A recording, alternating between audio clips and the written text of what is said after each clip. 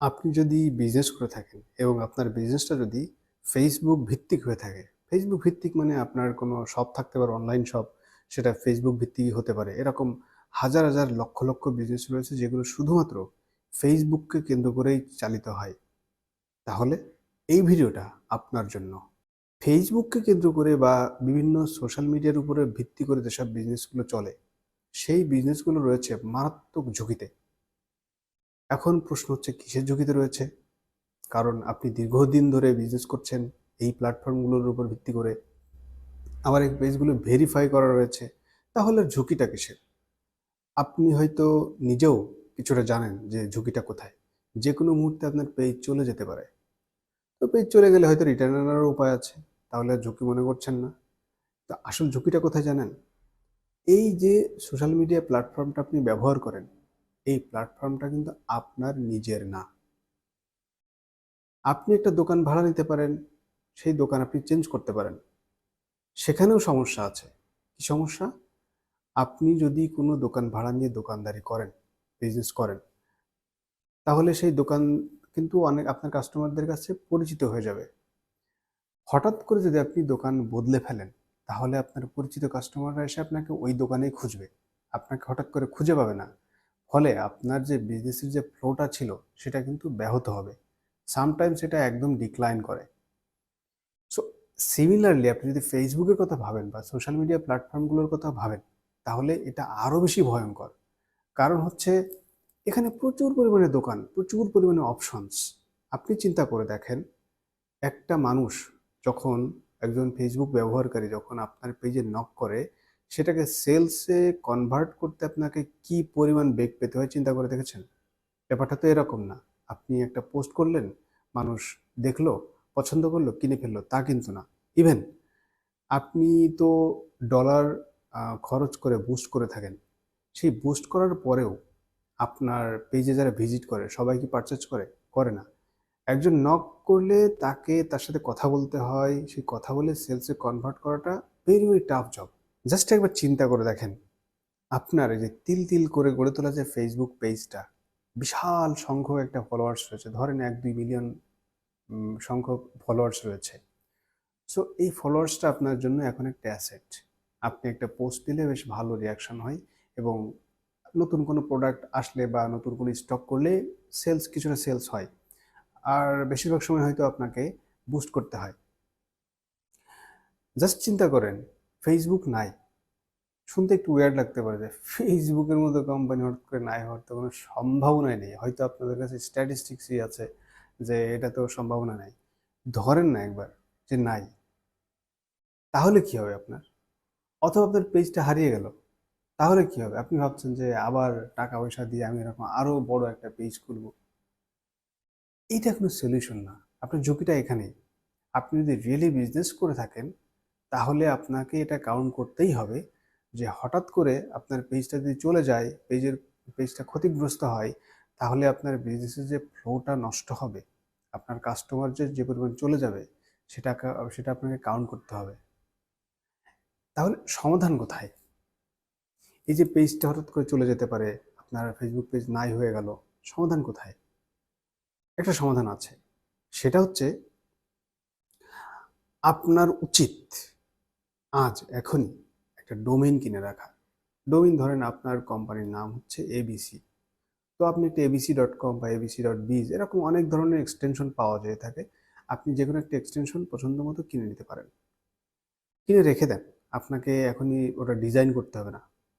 একদম, একদম মিনিমাম লেভেলের কথা বলছি। যে আপনি মানে ওয়েবসাইটের দিকে যেতেই চাচ্ছেন না যারা, তাদের জন্য বলছি যে এট লিস্ট একটা ডোমেইন কিনে রাখেন, যাতে আপনি পরবর্তীতে ওটা ব্যবহার করতে পারেন। বাট বেস্ট সলিউশন কি জানেন? বেস্ট সলিউশন হচ্ছে আপনি একটা ওয়েবসাইট করেন।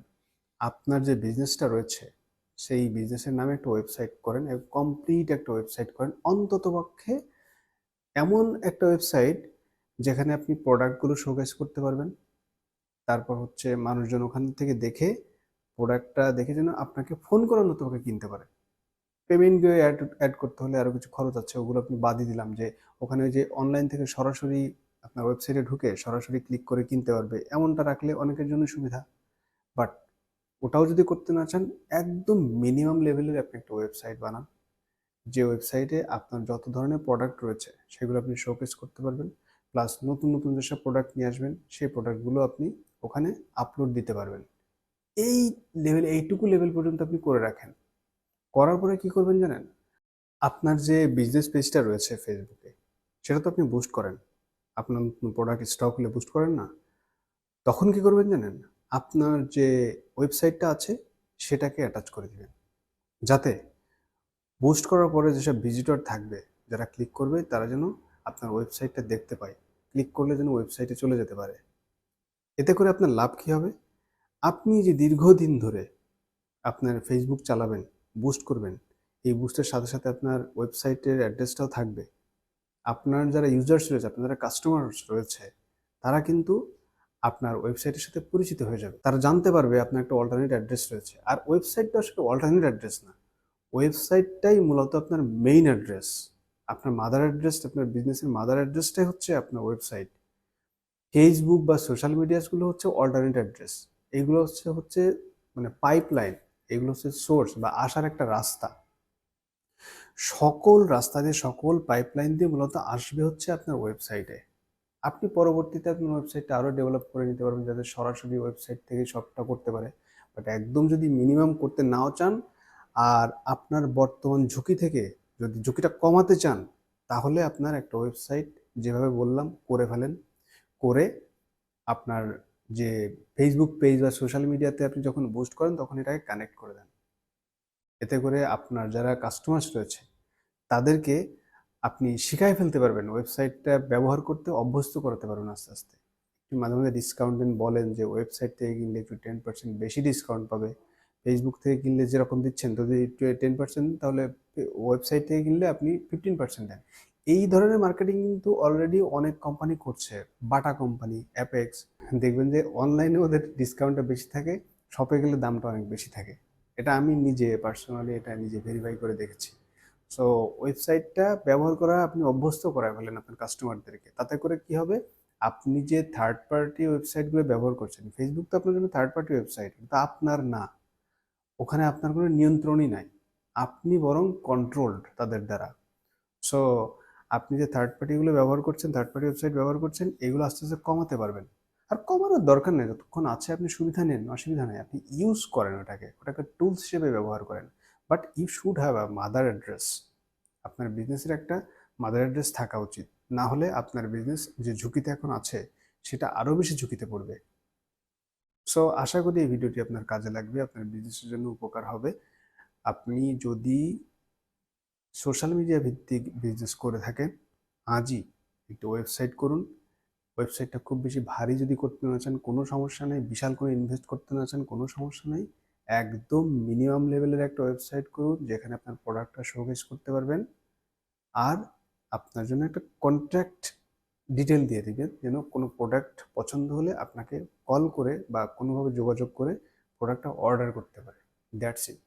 এবং সমস্ত ধরনের প্রচারণার সময় আপনার ওয়েবসাইটটাকে ব্যবহার করুন। আজকের ভিডিওটা শুধুমাত্র যারা এফ কমার্স বা সোশ্যাল মিডিয়া ভিত্তিক বিজনেস করে থাকে, অনলাইন বিজনেস করে থাকে, তাদের জন্য বোঝালাম যে ওয়েবসাইটটা কতটা প্রয়োজনীয়। ওয়েবসাইট এই সময়ে এসে, 2026 সালে এসে, নানানভাবে প্রায় প্রত্যেকটা মানুষের জন্যই প্রযোজ্য। প্রত্যেকটা মানুষের জন্যই প্রয়োজন। আমি ধীরে ধীরে চেষ্টা করব কোন কোন কারণে, কার কার কোন কোন প্রফেশনের ক্ষেত্রে ওয়েবসাইট বিশেষ বিশেষ প্রয়োজন, কেন প্রয়োজন, লাভ কি, এগুলো আস্তে আস্তে এক্সপ্লেইন করার চেষ্টা করব। আজকের মতো এখানেই শেষ করছি ভিডিও। পরবর্তী কোনো ভিডিওতে আপনাদের সাথে আবার দেখা হয়ে যাবে অন্য কোনো ইনফরমেশন নিয়ে। ভালো থাকবেন। Good bye.